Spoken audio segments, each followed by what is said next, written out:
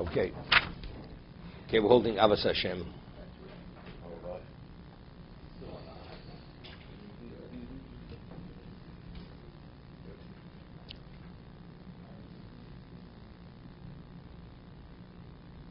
So he goes to explain that Avo, Maharal on page Lamed Ches, second column, that Avo is you have a desire for something else.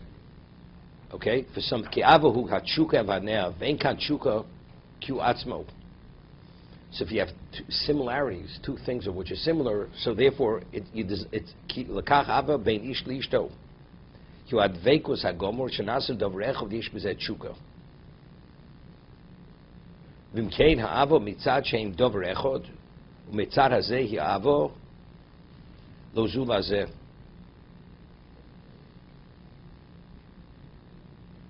So he said, avo is one of two things. Either commonality causes avo, similarities, and also when you need something and you desire something, so therefore, let's say he said a person's hot, you desire it to be cool.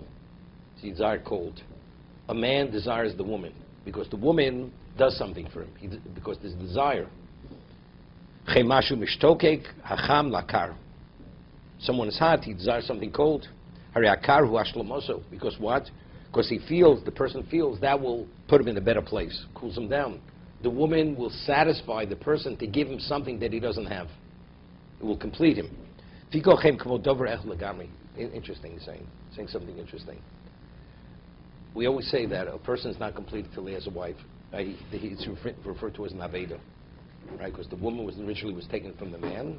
So therefore, when you find the wife, the zivug, which is meant to be, so therefore it's like going after an aveda. So it's considered hashlama. Now I'm complete. So a person, let's say he's overheated, is extremely hot, so he's not in a good place. So how does he reach that equilibrium? He cools himself down. So the cold brings him to a better place. So even though cold is not hot, they're opposites. But if it's ashlama, that creates avo. You desire it. So if they're the same, it's definitely, that's a chibur, of course, that's the commonality. So you're attracted to the same.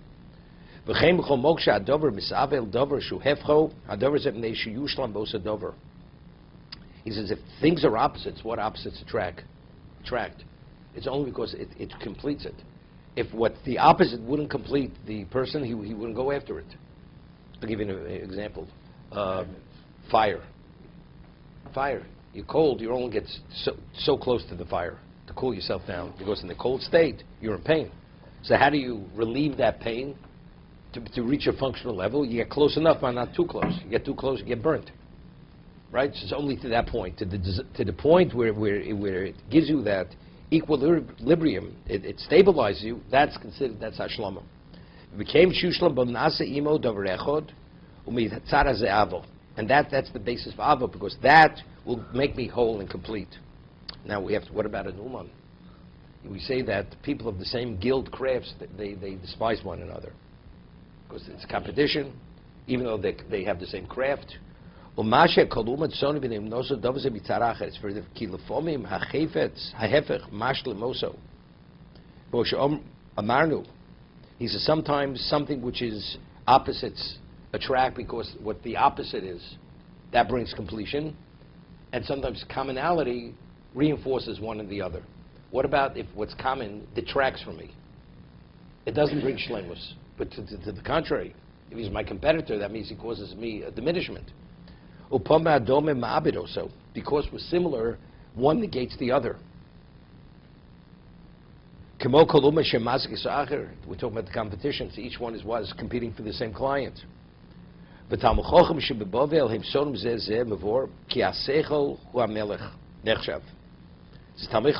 the Gemara, they despise one another. He says, what is the intellect? As we say that, the Gemara says in Shabbos, most people, when you take a shower, what part of your body do you wash first? You wash the head.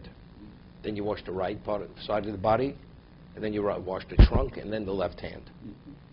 Why? Because the head is the most choshuv, has the greatest value. Why? Because it's everything. The whole body functions. The brain is there, right? So what is the melech? What is considered like the king of the body, what dominates, the head, right? The seichel, the intellect. He says, Ki ha-seichel melech nechshav. If you want to categorize the various parts of the body, what will be considered the melech? That's the seichel. K'mo she'amru, man malki rabbonon. And who are kings? The king is, the Gemara says, man malki rabbonon. But you can't have two kings wearing the same crown. It's either A or B. You can't have two. So because each one represents something which is melech, and you can't have two melochim, therefore one actually is in what? Is contrasting with the other.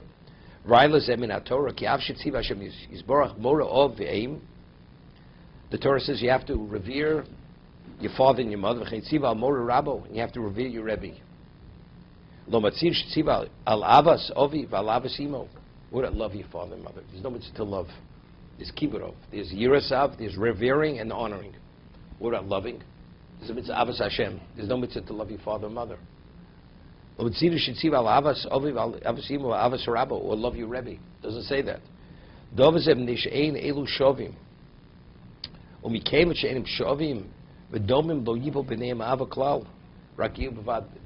not similar. They're not similar. So therefore, what is it? The zero. Yir means reverence. I revere you, but that's question. I value you. Avi is where I see the commonality. We're not saying you can't. You could love your Rebbe.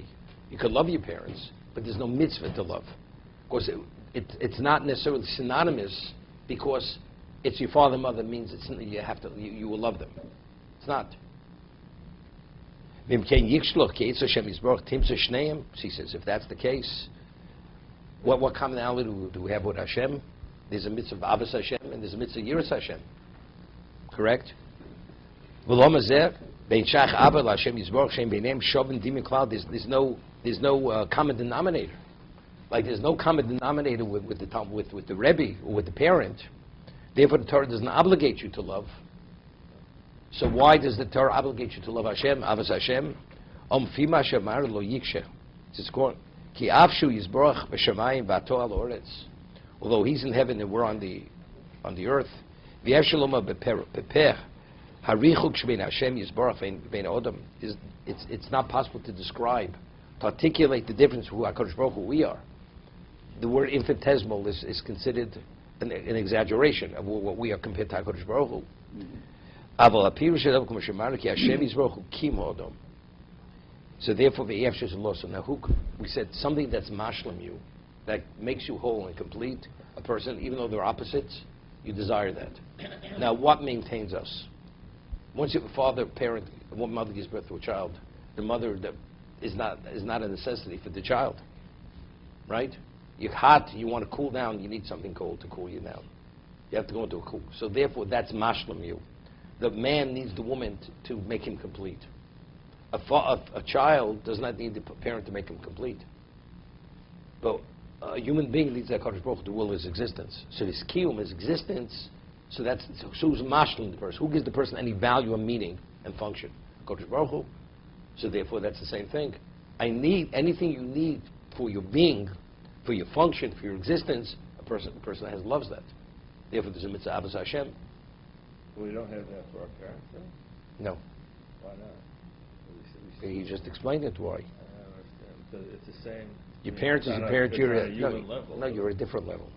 The parent is a parent. The Rebbe is a Rebbe. Therefore, there's reverence. Reverence, you revere something greater than you are. Correct. But Avo is because we're equal. B'shaveh b'shaveh. It's my landsman. Right. So therefore, because we're all nationalistic. Therefore, naturally, you love something which is similar to yourself, even though it doesn't complete you. The parent is in another plane, the Rebbe is in another plane. So yes, HaKadosh Baruch Hu is another plane. So he's differentiating because HaKadosh Baruch Hu is Mekayim the person, wills the person's existence. We said even opposites. The woman cold and hot and heat. The man and the woman, they're different. But yet, there is Ava. Why? Because the person recognizes that he needs what? He needs the woman to complete him, and he needs the cold to cool him down to be able to function. So if you recognize, so good. So what's Avos Hashem rooted in? recognizing what Hashem does for you. His necessity versus yourself. Because without him, you're nothing. So that actually engenders Avos Hashem. Sure. If you take a, there's a Rabbeinu Bachya who writes that initially a child's main love is to the mother, because the mother nurses the child. As he becomes slightly, his intelligence develops, he understands it's his father more than his mother. And when he becomes mature, then neither, because as he gains his independence, he actually distances himself from them. He's not as reliant. But if a person, with HaKadosh Baruch Hu, you have to be reliant, because if not for him, you don't exist. But that's rooted in recognition. So what's the mitzvah? Avos Hashem. To come to the level of understanding of who Hashem is to who we are. So sometimes there's a certain aspect of humility rooted in that. But if a person's not humble, you don't want to know about it. Don't tell me what you did for me. I've heard enough of that. It's that kind of thing. But a person is truly humble, so what's wrong? What, you want to believe something that you're not? Right? Self-made man. Everyone else paid your tuition. They held your hand all the way through, and they had to speak to the professor not to fail you in the course. But I owe nobody anything. Okay? To be continued.